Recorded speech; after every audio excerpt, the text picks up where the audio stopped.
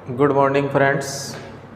Shri Shyam PG महाविद्यालय में आपका हार्दिक अभिनंदन किया जाता है। प्रिय छात्रों, जैसे कि आपने भारतीय संविधान की शुरुआती एक परिचय सुना, हमने देखा कि संविधान क्या है, संविधान क्यों आवश्यक है, संविधान क्या काम करता है, संविधान नहीं हो तो क्या हो। ये सारी बातें हमने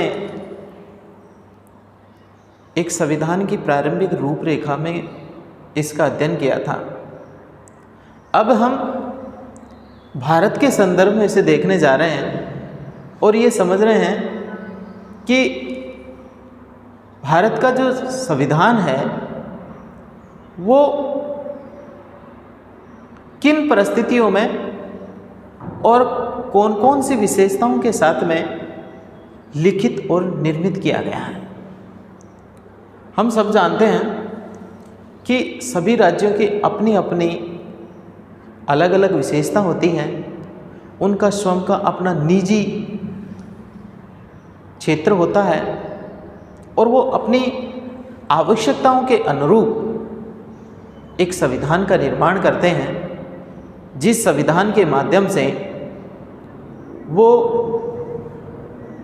अपने नागरिकों की वे सर्वोच्च परिस्थितियां उपलब्ध करा पाते हैं, जिसके कारण वो अपना विकास करा पाते हैं। हम आज इस टॉपिक में देख रहे हैं कि भारतीय संविधान की प्रमुख विशेषताओं में हम ये देख रहे हैं कि भारत का जो संविधान जो बना है, ये संविधान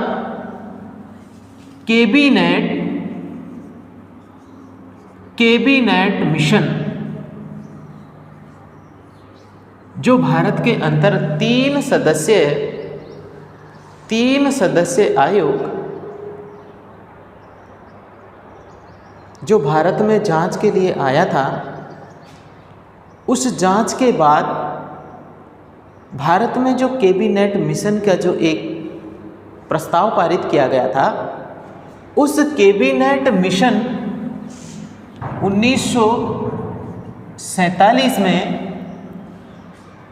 इस कैबिनेट मिशन के माध्यम से भारतीय को संविधान का निर्माण करने का अधिकार ब्रिटिश साम्राज्य के माध्यम से दिया गया। ब्रिटिश सरकार ने भारत को ये अधिकार दिया कि वो अपनी शासन व्यवस्थाओं का संचालन करने के लिए एक संविधान का निर्माण करके दिखाएं, और अगर वो संविधान का निर्माण करके दिखाएं तो हमें ये विश्वास हो पाएगा कि वो भारत को स्वतंत्र और उसकी सुरक्षा कर पाएगा। क्या भारत में इतनी क्षमता है कि वो अपनी स्वतंत्रता की रक्षा कर सकें? उसके लिए वो क्या कर सकता है? ये योग्यता, ये क्षमता हमें बताई जाए, जिससे हम हमारे उपनिवेश को क्या कर सकें? आज़ाद कर सकें। इसलिए कैबिनेट मिशन के तहत भारत में कैबिनेट मिशन आया और कैबिनेट मिशन के तहत भारत के अंतर्गत एक संविधान निर्माण बनने की प्रक्रिया शुरू की गई। भारत में जो कैबिनेट मिशन के माध्यम से संविधान बनने की जो प्रक्रिया शुरू हुई, उसके अंतर्गत विशेष रूप से हमारे जो देश के अंतर्गत जो संविधान से संबंधित जो महत्वपूर्ण जो आधार हैं, उन आधारों में हम ये देखते हैं कि इस संविधान का निर्माण करने के लिए प्रमुख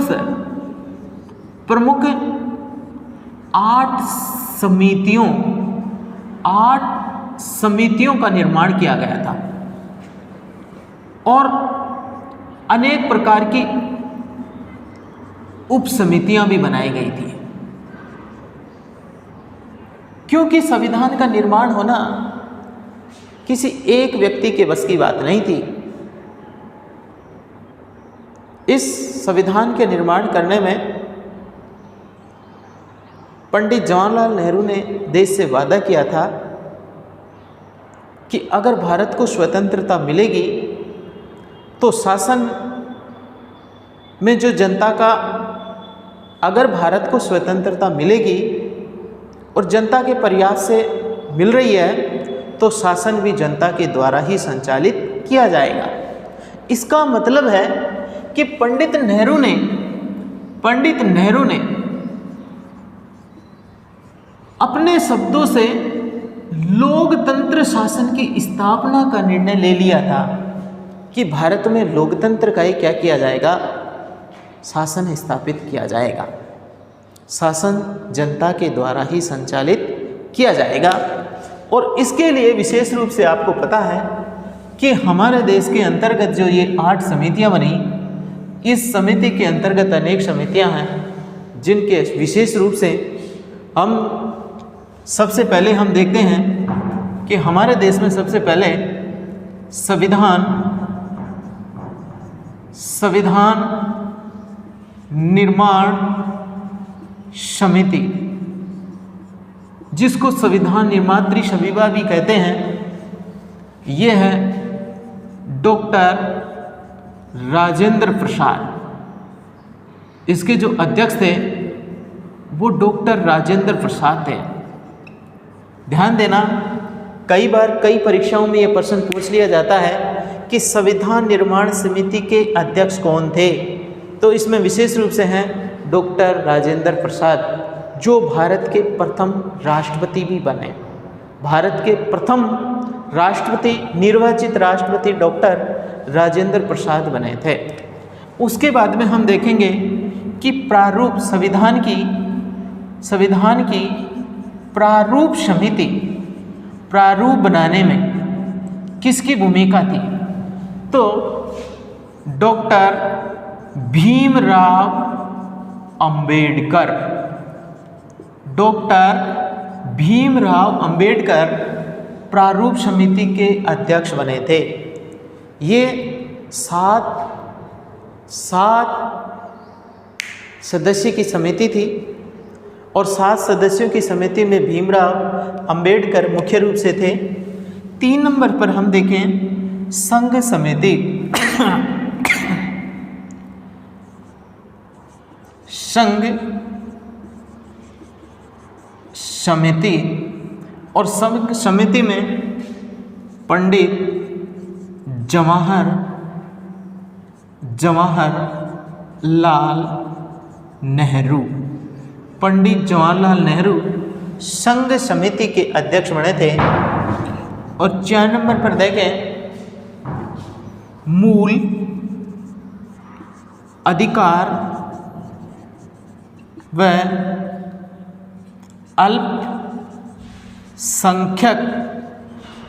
अल्पसंख्यक समिति, इस समिति के अध्यक्ष बने थे। मूल अधिकार और अल्पसंख्यक समिति के जो अध्यक्ष बने, वो अध्यक्ष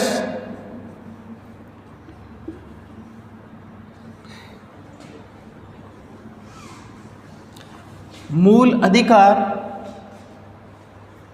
और अल्पसंख्यक समिति के जो मौलाना आज़ाद और राष्ट्रीय एकीकरण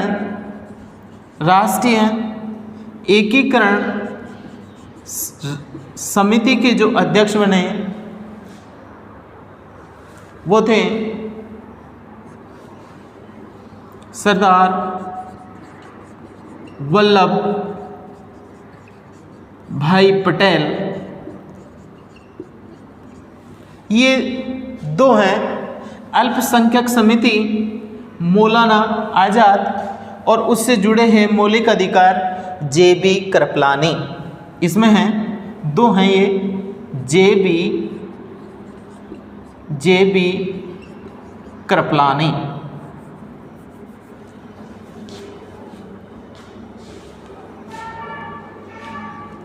जे.बी. कृपलानी।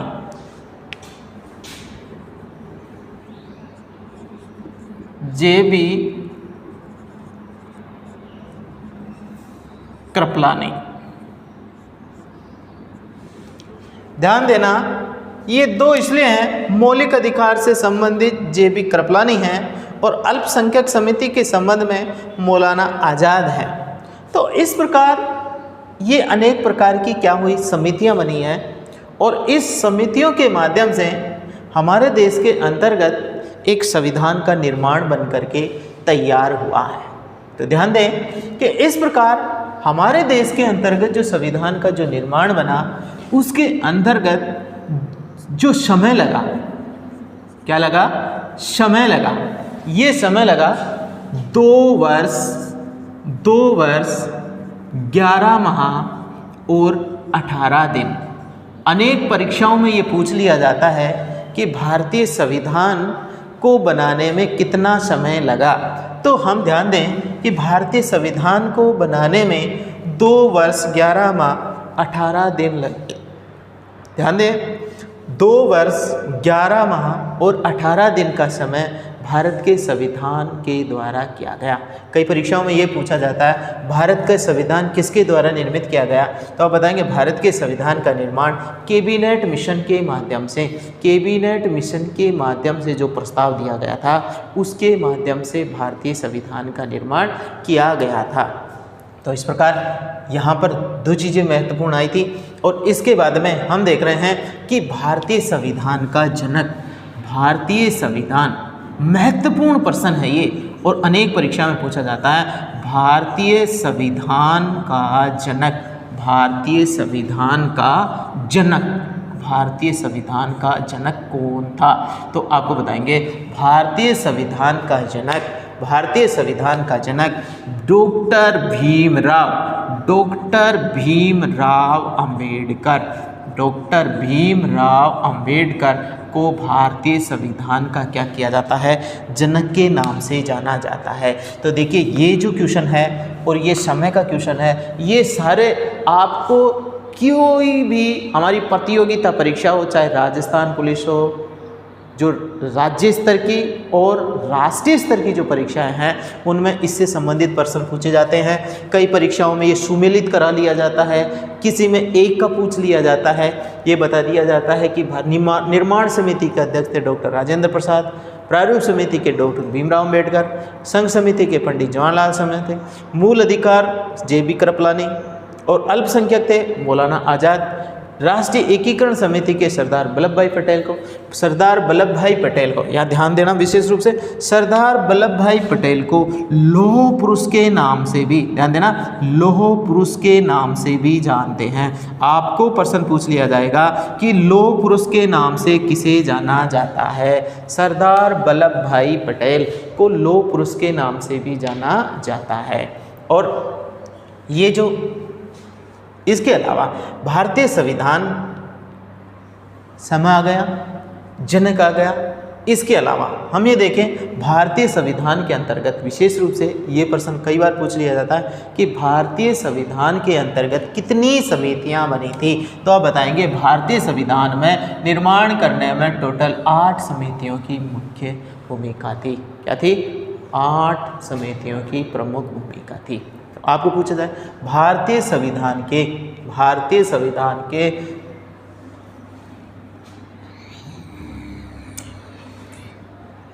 इसके अलावा आपसे प्रश्न किया जाए कि भारतीय संविधान का जो निर्माण किया गया था वो भारतीय संविधान में, ध्यान देना, भारतीय संविधान में विश्व का सबसे बड़ा, विश्व का, ध्यान देना, विश्व का सबसे बड़ा संविधान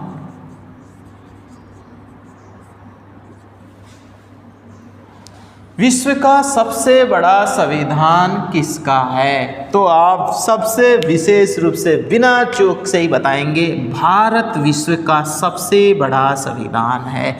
और भारत में मुख्य रूप से अनुच्छेद कैसे हैं? अनुच्छेद, टोटल जो अनुच्छेद हैं वो 395 हैं और आज भी इसके अनुच्छेद 395 ही रहेंगे।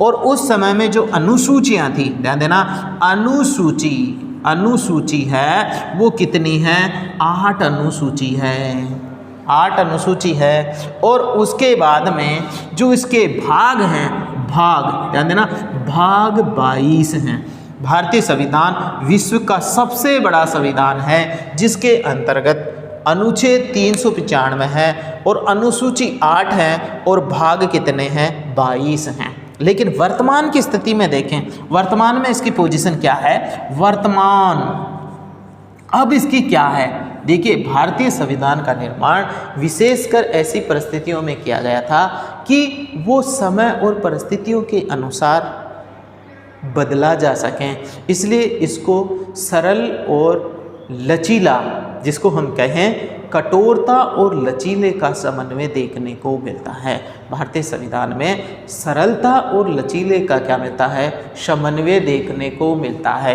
तो यहाँ पर देखिए, इसके वर्तमान स्थिति को देखें तो वर्तमान में इसके जो अनुच्छेद हैं, वर्तमान में इसके जो क्या हैं? अनुच्छेद हैं वो 465 हैं। वर्तमान में कितने अनुच्छेद? 465। और अगर अनुसूची की बात करें, ध्यान देना, वर्तमान में भारतीय संविधान में टोटल कितनी अनुसूची हैं? तो आप बताएंगे वर्तमान में 12 अनुसूची हैं। कितनी है?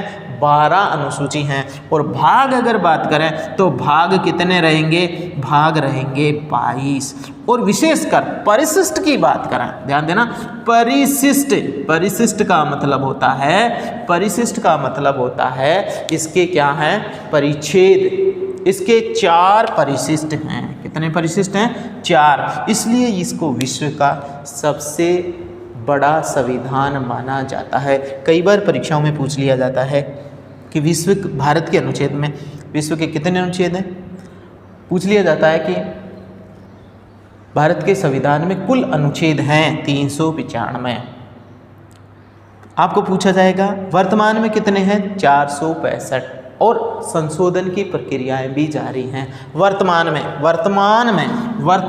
में भारतीय संविधान में टोटल कितने संशोधन हो चुके हैं? संशोधन, अनुच्छेद संशोधन 365, अनुच्छेद 368, अनुच्छेद 368 के तहत क्या किया जाता है? संशोधन किया जाता है। और वर्तमान के अंतर्गत 105 संशोधन हो चुका है। 105 संशोधन हो चुके हैं। और 105वां जो संशोधन है, ध्यान देना, 105वां जो संशोधन है वो संशोधन है केंद्र शासित प्रदेश, यानी हमारे जो जम्मू कश्मीर है उसके जो क्षेत्र है लद्दाख, लद्दाख और कश्मीर को केंद्र शासित प्रदेशों के नाम से जोड़ दिया गया है। तो ये हमारा 105वां संविधान संशोधन हुआ है।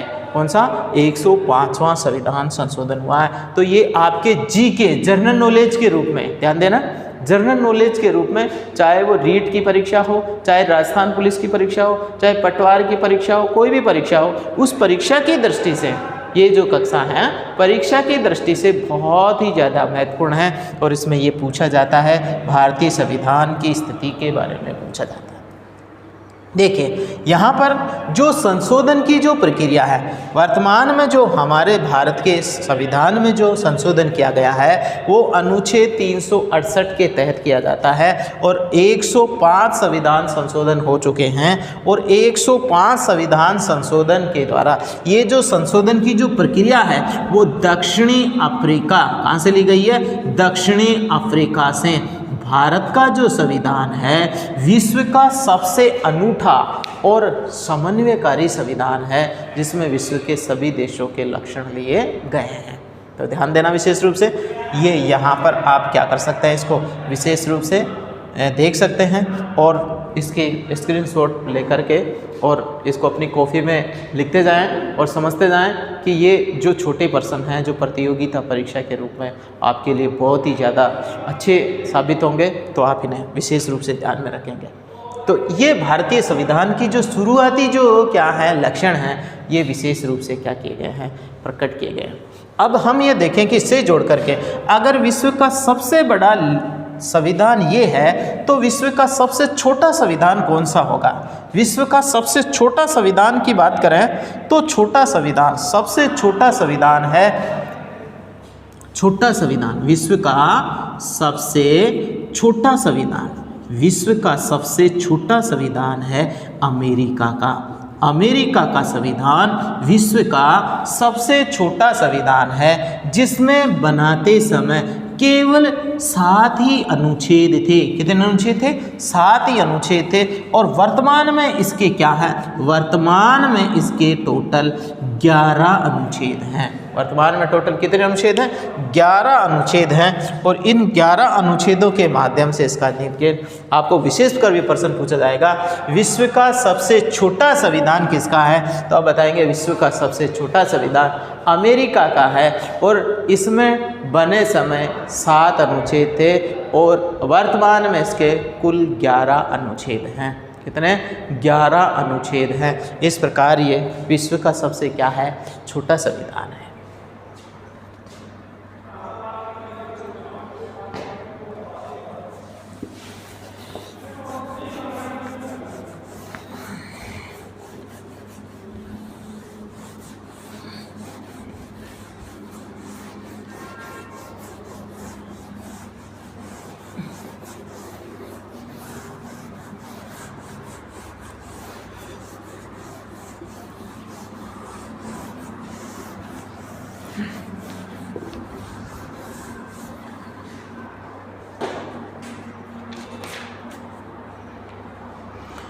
अब हम बात कर रहे थे भारत के संविधान की प्रमुख विशेषताओं की बात, कि भारत के संविधान, हमने भारत के संविधान की प्रमुख मुख्य बातें देखी और हमने ये देखा कि प्रमुख मुख्य बातें हैं कि भारत के संविधान में कैसी क्या है, इसकी स्थिति का वर्णन किया गया।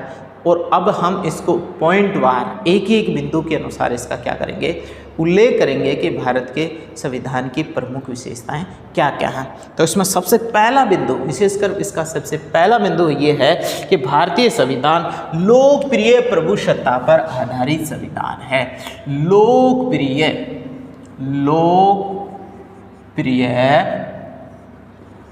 प्रभुसत्ता पर आधारित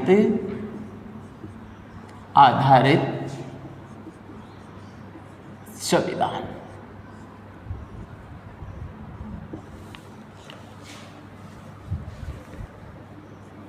ध्यान देना, भारतीय संविधान की प्रमुख विशेषताओं में सबसे पहला मुख्य बिंदु है लोकप्रिय प्रभुसत्ता पर आधारित संविधान। तो लोकप्रिय प्रभुसत्ता पर आधारित संविधान का मतलब क्या है? इसमें यह है कि लोकप्रिय का मतलब होता है लोगों के द्वारा प्रिय। और ये यहाँ पर जो लोकप्रिय प्रभुसत्ता, देखिए लोकप्रिय प्रभुसत्ता का मतलब हम किससे ले रहे हैं? संप्रभुता से। किससे ले रहे हैं? संप्रभुता से। संप्रभुता का मतलब है सर्वोच्च शक्ति, यानी इसकी जो संप्रभु शक्ति होगी, सर्वोच्च जो शक्ति होगी, ये सर्वोच्च शक्ति लोकप्रिय द्वारा होगी, लौकिक होगी, जिसको हम क्या कहेंगे? जन संप्रभुता। देखिए इसका दूसरा नाम है प्रभुसत्ता, का दूसरा नाम है संप्रभुता भी है। और संप्रभुता का मतलब है सर्वोच्च शक्ति। संप्रभुता को हम किसका नाम दे रहे हैं? संप्रभुता को हम दे रहे हैं सर्वोच्च शक्ति। और इसकी जो सर्वोच्च शक्ति है, इसकी जो सर्वोच्च शक्ति है, वो सर्वोच्च शक्ति लोकप्रिय है। और लोकप्रिय यहाँ पर क्या है? कानून। यहाँ पर क्या है? कानून। और कानून किस पर आधारित है? जनता द्वारा। किसके हितों के? क्या है? जनता के हितों की पूर्ति किसके द्वारा होती है? कानून के द्वारा। इसलिए लोकप्रिय क्या है? कानून। इसलिए इसको जनप्रिय, इसको क्या कहेंगे? लोकप्रिय, जनप्रिय या लोक संप्रभुता के नाम से भी जाएंगे। इसका मतलब है जनता और कानून के बीच में संबंध है। सर्वोच्च और अंतिम क्या होगा यहाँ पर? यहाँ पर सर्वोच्च और अंतिम क्या है? जनता है, क्योंकि जनता के हित के लिए क्या है? यहाँ पर आपको प्रश्न पूछा जाए कि लोकतंत्र में भारत के अंतर्गत सर्वोच्च कानून है जनता, तो क्या आएगा? जनता। क्योंकि कानून किसके लिए बनते हैं? जनता के लिए बनते हैं। किसके लिए बनते हैं? जनता के लिए बनते हैं। तो जनता की इच्छा के आधार पर जनता के हितों को पूरा करने वाले कानूनों का निर्माण होगा। और ये हित किससे जुड़े होंगे? ये हित होंगे कानून से जुड़े होंगे। इसका मतलब सर्वोच्च और अंतिम शक्ति, सर्वोच्च और अंतिम शक्ति, सर्वोच्च और अंतिम शक्ति किसके पास में होगी? जनता के पास में होगी। सर्वोच्च और अंतिम शक्ति किसके पास में होगी? जनता के हाथ में होगी। इस प्रकार ये जो शासन है जनता का शासन, वो जनता का शासन कौन सा शासन होगा? लोकतंत्र होगा। जनता का शासन कौन सा शासन होगा? लोकतंत्र होगा। यहाँ ध्यान देना, लोकप्रिय प्रभुसत्ता पर आधारित संविधान। भारत का संविधान है वो किस पर आधारित होगा? जनता पर आधारित होगा। इसमें सर्वोच्च और अंतिम शक्ति होगी वो जनता के पास में होगी, क्योंकि शासन लोकतंत्र है और लोकतंत्र को बनाने का काम जनता का होता है और उसे हटाने का काम भी किसका होता है? जनता का ही होता है। इसलिए लोकतंत्र में सर्वोच्च और अंतिम क्या है? सर्वोच्च और अंतिम क्या है? जनता है। और जनता किसका? जनता का जो प्रतिनिधित्व कर रहा है वो कौन कर रहा है? कानून है। हम अगर इन दोनों को ये कहें कानून का शासन या जनता का शासन, तो कोई अतिशयोक्ति थोड़ी होगी। जनता का शासन और कानून का शासन। कानून समानता पर आधारित है। यहाँ पर अगर हम देखें, जनता जो शासन कर रही है वो किसके अनुसार कर रही है? बहुमत द्वारा। और कानून किसके आधार पर शासन कर रहा है? समानता के आधार पर। बहुत ध्यान से सुनना, कानून समानता है और समानता में भी क्या है? बहुमत है। जनता है, बहुमत के आधार पर चल रही है, तो दोनों के अंतर्गत क्या है? एक कॉमन चीज है, समानता है। बहुमत आ जाता है, वहाँ पर लोकतंत्र है। कानून में जहाँ समानता है वहाँ पर क्या है? लोकतंत्र है। इसलिए इसको हम लौकिक संप्रभुता, इसको जन संप्रभुता, इसको लोकप्रिय संप्रभुता के नाम से भी जानेंगे। इसका मतलब है कि लोकप्रिय शासन संविधान का मतलब है कि शासन में सर्वोच्च और अंतिम क्या होगा? जनता ही होगी, क्योंकि जनता को ही शासन बनाने का अधिकार है और जनता पर ही शासन का क्या रहेगा? नियंत्रण रहेगा। इसलिए लोकतंत्र में जनता का ही क्या होता है? नियंत्रण होता है। जनता का क्या होता है? नियंत्रण भी जनता का होता है। जनता शासन पर क्या रखती है? नियंत्रण रखती है। ऊपर से तो कौन कर रहा है? कानून। और नीचे से कौन रख रही है? जनता।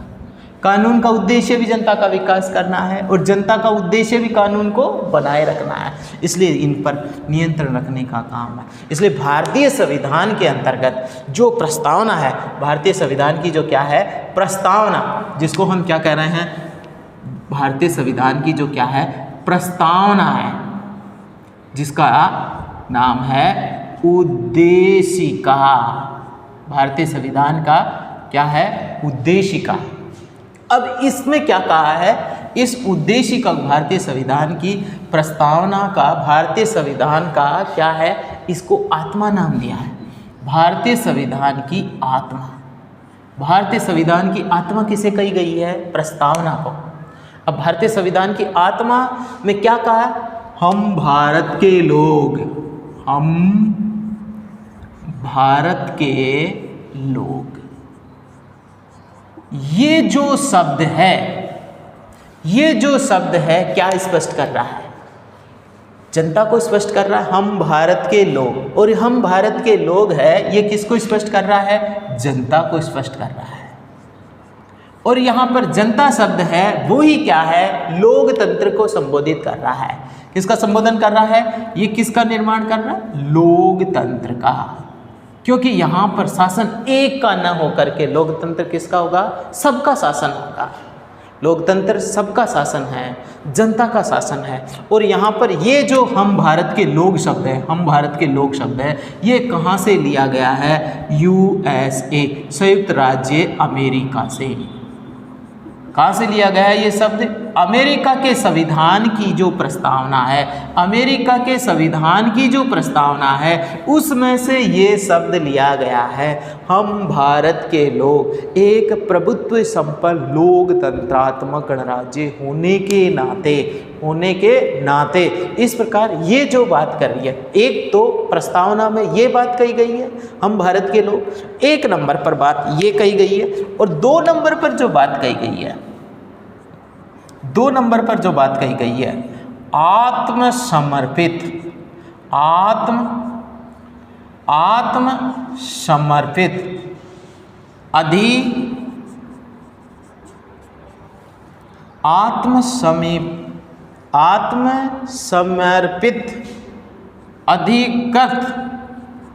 अधिकृत और संकल्प। इसमें 2 चीज़ें बताई गई है, 2 चीज़ें बताई गई है। कौन कौन सी? आत्मसमर्पित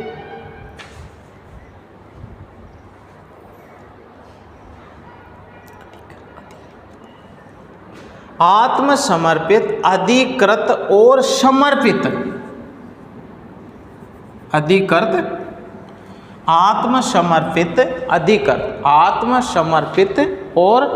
आत्मसमर्पित और अंगीकृत।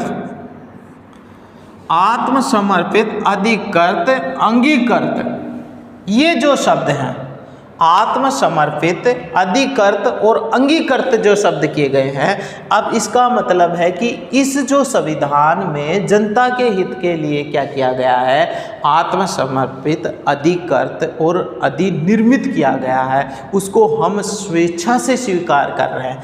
हम भारत, इसको बनाने में भी ध्यान देना, इसको बनाने में भी जनता का रोल है, और इस पर जनता पर थोपा नहीं गया है। स्वयं जनता इसे क्या कर रही है? आत्मसमर्पित, अपने आप को इसको समर्पित कर रही है, और स्वयं अपने आप इसे स्वीकार कर रही है। कहने का मतलब है कि भारत का जो संविधान है वो जनता पर थोपा गया संविधान नहीं है, स्वयं जनता अपनी इच्छा से इसको क्या कर रही है? स्वीकृत कर रही है। ध्यान देना, जनता इसे स्वयं क्या कर रही है? स्वीकृत की गई है। इसलिए भारत का संविधान 2 चीज़ों से लोकप्रिय है। ध्यान देना, लोकप्रियता होने के पीछे क्या है? एक तो सबका, एक तो जिसमें खुद की सहभागिता हो, और दूसरा क्या है? स्वयं उसको स्वयं स्वीकार करें। एक तो खुद भाग ले रहा है, और दूसरा खुद ही उसको क्या कर रहा है? उस पर उसको स्वीकार कर रहा है। इसका मतलब कोई दबाव नहीं है, और स्वतंत्रतापूर्वक कार्य करने के लिए इस प्रकार से इसको अपनाने का निर्णय ले रहा है। तो ये प्रस्तावना में 2 बातें कही गई है। एक तो हम भारत के लोग, ये जो शब्द है ये एक जन संप्रभुता को स्पष्ट कर रहा है, और दूसरा है आत्मसमर्पित, अधिकृत, अंगीकृत है, जिसको मतलब उद्देश्य ये है कि हम स्वयं भारत के संविधान को क्या कर रहे हैं? स्वीकार कर रहे हैं। इस बात को यहाँ पर क्या की गई है? स्पष्ट किया गया। तो ध्यान देना, इसलिए ये दो जो लक्षण हैं, ये 2 लक्षण भारतीय संविधान की संप्रभुता को, इनको क्या कह रहे हैं? जन संप्रभुता, लौकिक संप्रभुता, इसको अलग अलग है, जन संप्रभुता, लौकिक संप्रभुता और लोकप्रिय जन संप्रभुता के नाम से जानते हैं। और भारत का संविधान इन लोकप्रिय प्रभुसत्ता पर आधारित है, जिसमें सर्वोच्च और अंतिम जनता है, जो इसकी प्रस्तावना में इन बातों से स्पष्ट होता है। तो इस प्रकार हमारे भारत के संविधान को ये जो बातें जनता के संदर्भ में कही गई हैं, और इस प्रकार भारत का जो संविधान है 9 नवंबर 1949 को अधिनिर्मित, अधिकृत और स्वीकृत किया गया था। भारत का संविधान कब स्वीकार किया गया? भारत का संविधान बनकर के तैयार हुआ था 9 नवंबर 1949 को, ठीक है, और ये लागू हुआ था, ये लागू हुआ 26 जनवरी 1950 को। अब इसके अंतर्गत जब बनकर 9 नवंबर को तैयार हो गया था, इस 9 नवंबर को हम संविधान दिवस, किसके दिवस में? संविधान दिवस के रूप में मनाते हैं। संविधान दिवस कब मनाया जाता है? 9 नवंबर को। और गणतंत्र दिवस, ध्यान देना, गणतंत्र दिवस कब मनाया जाता है? प्रश्न ये है, संविधान दिवस कब मनाया जाता है? तो संविधान दिवस मनाया जाता है 9 नवंबर को, और गणतंत्र दिवस मनाया जाता है 26 जनवरी को। अब ध्यान देना, 26 जनवरी के दिन ही, 26 जनवरी के दिन ही क्या किया गया था? गणतंत्र दिवस क्यों मनाया जाता है? आपको प्रश्न पूछा जाए कि 26 जनवरी को ही जब 9 नवंबर को बनकर के तैयार हो गया, तो ये 26 जनवरी को क्यों मनाया गया? तो आप बताएंगे 26 जनवरी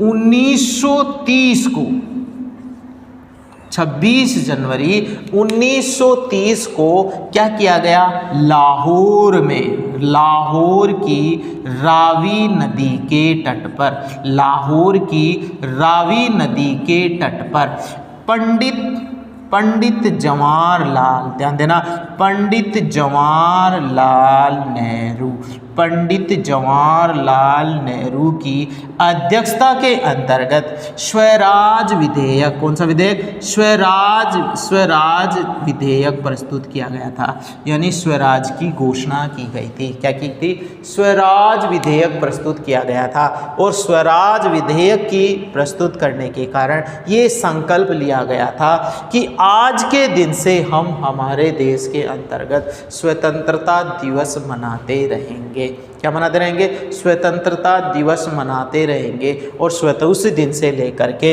हमारी आज़ादी तक हमने इससे पहले भी हमारे ने 26 जनवरी 1930 से हम गणतंत्र दिवस के रूप में मनाए। और जब हमारे देश में कानून बन करके तैयार हो गया और वास्तव में वो सपना साकार हो गया जो पंडित जवाहरलाल नेहरू ने रावी नदी के तट पर ये सपना देखा था, संकल्प लिया था कि हम स्वराज के लिए प्राप्त करेंगे, स्वराज विधेयक प्रस्तुत किया गया था। और इस विधेयक को संकल्प के रूप में सपना साकार किया, इसलिए इसका किसका नाम दिया गया?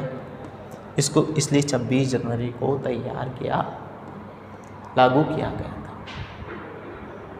समझ गए बात? हो ये बात समझ गए आप? 26 जनवरी को गणतंत्र दिवस इसलिए मनाया जाता है कि पंडित जवाहरलाल नेहरू ने स्वराज विधेयक प्रस्तुत किया था और स्वराज का संकल्प लिया। और ये संकल्प लिया कि जब तक भारत आज़ाद नहीं हो जाता तब तक हम देश में हर वर्ष 26 जनवरी को आज़ादी का जश्न मनाते रहेंगे। और जब हमारा देश आज़ाद हो गया तो जो संविधान बनकर के वास्तव में तैयार हुआ और उसको 26 जनवरी को लागू करके इसको हमेशा हमेशा के लिए क्या किया?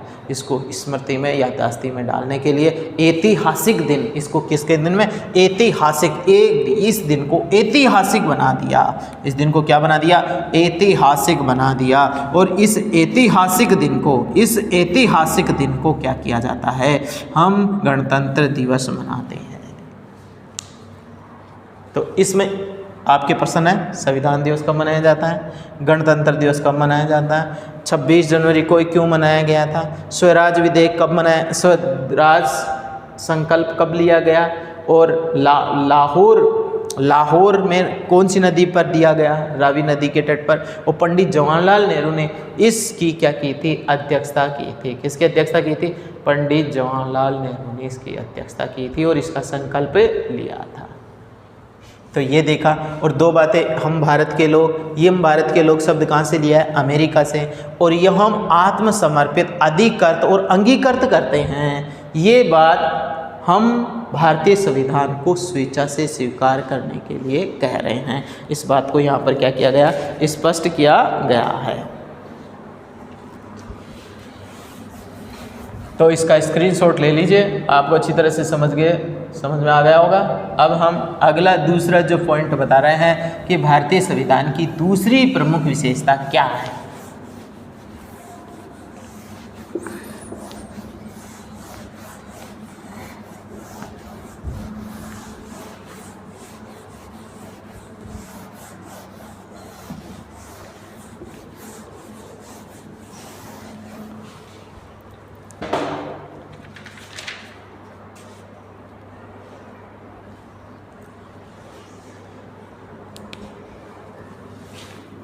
दूसरा पॉइंट है लिखित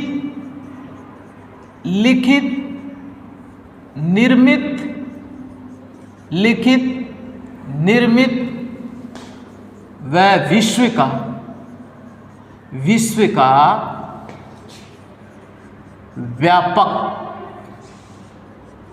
व्यापक संविधान।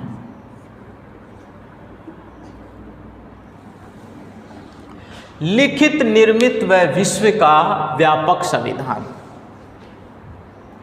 हमने ये देखा हमारा भारत का संविधान लिखा हुआ है, लिखित है। संविधान दो प्रकार के होते हैं, एक तो लिखित और एक अलिखित। लिखित की बात करें तो सबसे छोटा लिखित संविधान है, सबसे छोटा जो अगर लिखित संविधान है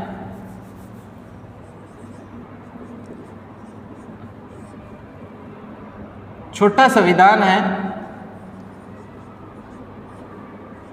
वो है अमेरिका का, जिसमें 7 अनुच्छेद और वर्तमान में टोटली 11 अनुच्छेद हैं। ठीक है, विश्व का लिखित संविधानों की बात कर रहे हैं हम। छोटा संविधान है, विश्व का सबसे छोटा संविधान है अमेरिका का, जिसमें 7 अनुच्छेद थे, लेकिन आज वर्तमान में वहां पर कितने हैं? 11 अनुच्छेद हैं। और अगर व्यापक के सबसे बड़े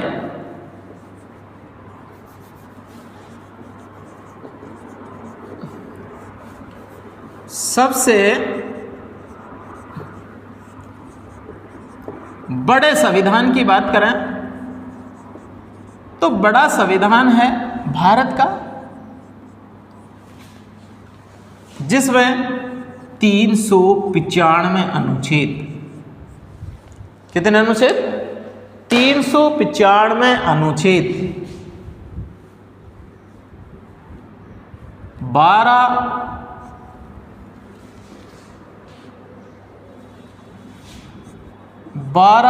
अनुसूची।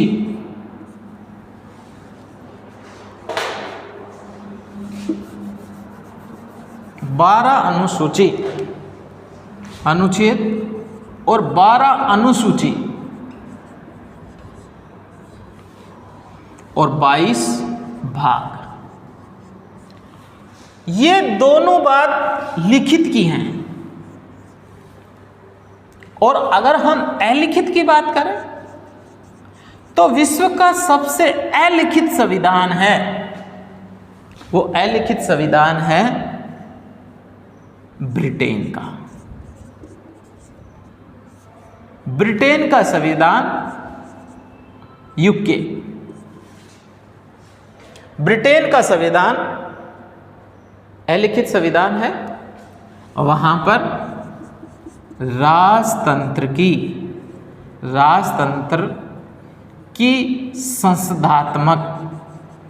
संसदात्मक शासन प्रणाली पाई जाती है। ये केवल आपको नॉलेज की दृष्टि से बता रहे हैं और परीक्षा में आते भी हैं। हम भारत के संदर्भ में ये जो 2-3 % मैंने बताया, विश्व का सबसे छोटा संविधान, विश्व का सबसे बड़ा संविधान, विश्व का सबसे पहला लिखा संविधान। अगर सर्वप्रथम की भी बात करें हम, सर्वप्रथम की अगर बात आती है तो सर्वप्रथम के अंतर्गत विश्व का सबसे लिखित संविधान। अलिखित तो आता है तो किसका आएगा? ब्रिटेन का। लिखित आएगा वो किसका आएगा? अमेरिका का आएगा। सर्वप्रथम अलिखित और सर्वप्रथम लिखित की बात करें, सर्वप्रथम लिखित की बात करें तो किसकी आएगी? अमेरिका की बात आएगी। ये लिखित का हुआ, इसका मतलब है कि भारत का संविधान लिखा हुआ है। आई बात समझ में? निर्मित का मतलब है बनाया हुआ। और विश्व का सबसे बड़ा व्यापक संविधान। दुनिया के सभी देशों के अंतर्गत भारत का जो प्रारूप है, अब हम ये देखें कि भारत का जो संविधान है विश्व का व्यापक संविधान कैसे बना, क्योंकि ये दो बातें तो आपने स्पष्ट, लिखित और निर्मित संविधान की बात से तो ये स्पष्ट हो गया। अब हम इस बात से स्पष्ट है कि विश्व का व्यापक संविधान है, तो इसका मतलब तो ये हो गया। लेकिन अगर हम ये देखें कि विश्व के सभी देशों से, विश्व के सभी देशों के मिश्रण, विश्व के सभी देशों के मिश्रण भारतीय संविधान में देखने को मिलते हैं। विश्व के सभी देशों के जो मुख्य जो तत्व हैं,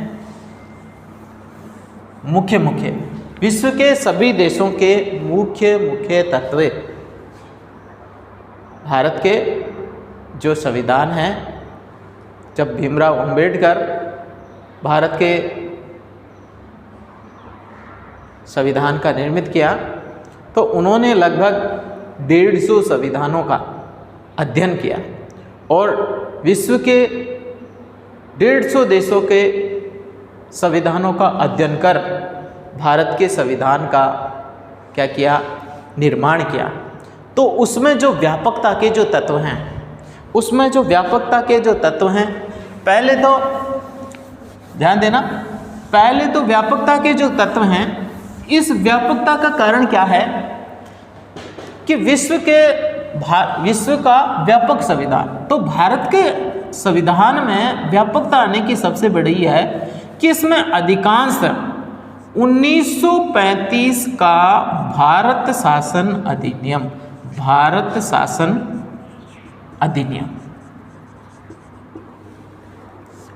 इस भारत शासन अधिनियम को इसमें क्या किया गया है, अपनाया गया है।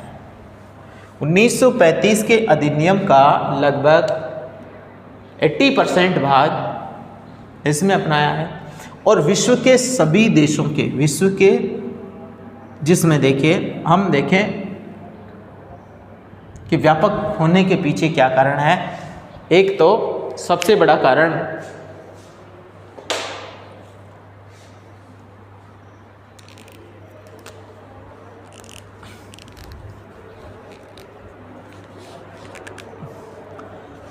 भारत की व्यापकता के पीछे क्या कारण है, 1935 का अधिनियम।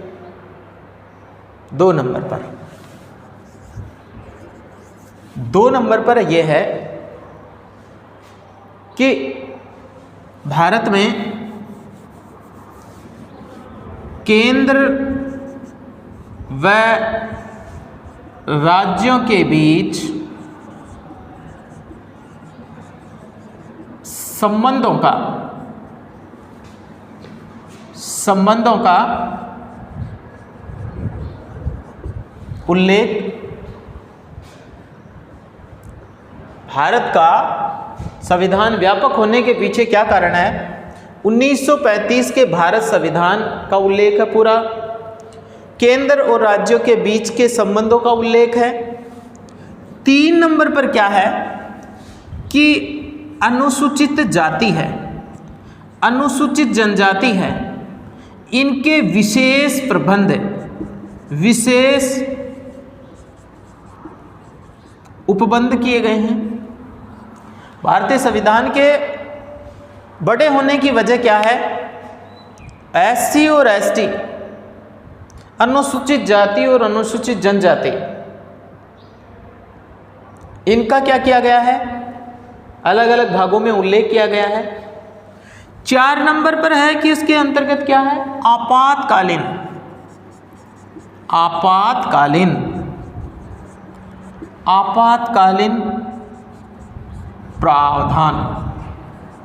प्रावधानों का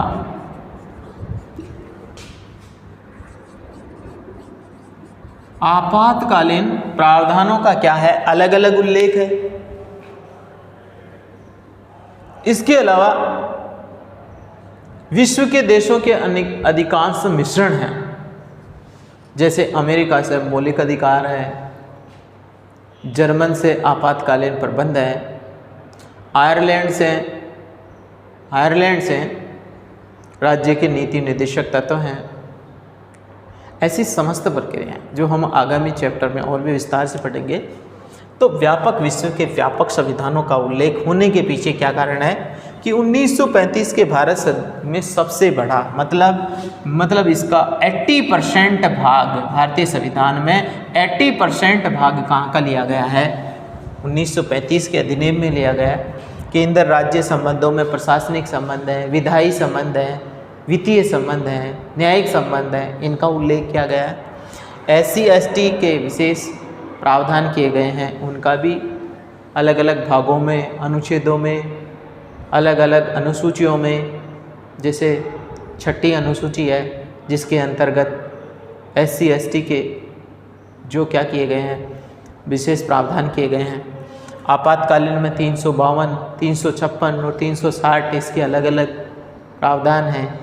तो ये समस्त प्रक्रियाएं हैं जो भारत के संविधान को विश्व का सबसे बड़ा संविधान बनाती हैं। विश्व का क्या बनाती हैं? सबसे बड़ा संविधान बनने का क्या है? भारत का संविधान विश्व का सबसे बड़ा संविधान है। और अगर हम दूसरे देशों से इसकी क्या करें, कंपेयरिंग करें,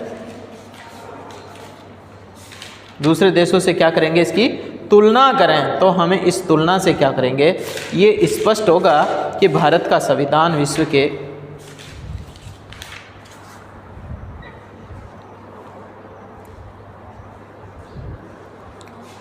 के देशों से इसका उल्लेख क्या है। अब हम देखेंगे इसके संविधानों के उल्लेख के अंतर्गत कि जैसे भारत में 395 अनुच्छेद हो गए। भारत के अंतर्गत कितने हो गए? 395 अनुच्छेद हो गए। और कनाडा में केवल 147 अनुच्छेद हैं। अनुच्छेद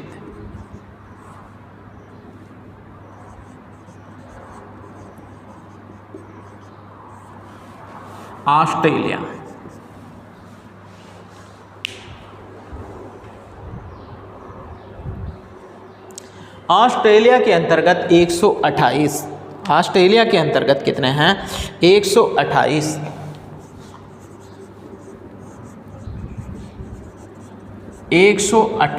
अनुच्छेद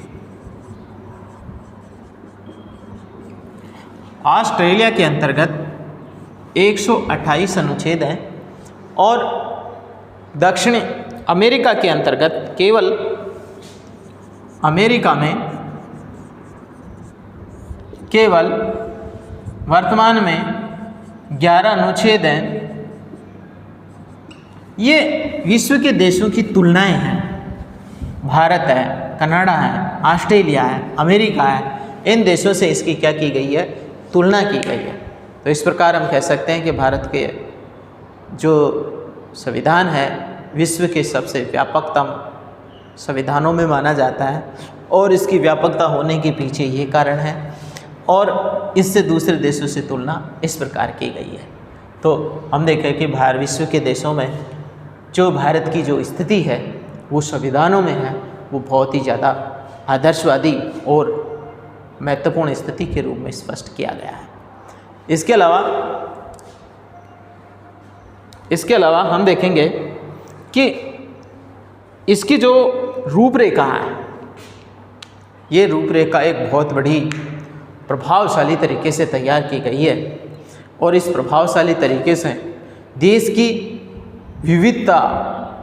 विविधता को एकता में बदलने का जो क्या है प्रारूप है, इसको इसमें शामिल किया गया है। और इसलिए भारत का संविधान विश्व के सबसे महत्वपूर्ण संविधानों में स्पष्ट रूप से माना जाता है। तो हमने कुछ ऐसे महत्वपूर्ण प्रश्नों पर ध्यान दिया जो परीक्षा उपयोगी हैं, प्रतियोगिता परीक्षाओं में अपनी महत्वपूर्ण भागीदारी निभा रहे हैं। और इंडियन पॉलिटिकल सिस्टम में तो इनकी बहुत ही ज़्यादा प्रभावी भूमिका है। तो आपके आगामी वीडियो के अंतर्गत हम ये बताएंगे कि भारतीय संविधान में और ऐसी कौन सी विशेष प्रावधान है जो इसकी जो महत्वपूर्ण स्थिति के बारे में क्या कर रहे हैं, अवलोकन कर रहे हैं। तो आप इसका स्क्रीनशॉट ले सकते हैं। आपको छोटा प्रश्न भी पूछ लिया जाता है कि भारत का संविधान को विश्व का सबसे बड़ा संविधान क्यों माना जाता है और इससे दूसरे देशों से क्या क्या तुलना की गई है, ये स्पष्ट रूप से देखने को मिलता है। आगामी में हम बाकी के का क्या करेंगे और उल्लेख करेंगे और भारतीय संविधान की रूपरेखा को स्पष्ट करेंगे। जब तक आप बने रहिए, धन्यवाद।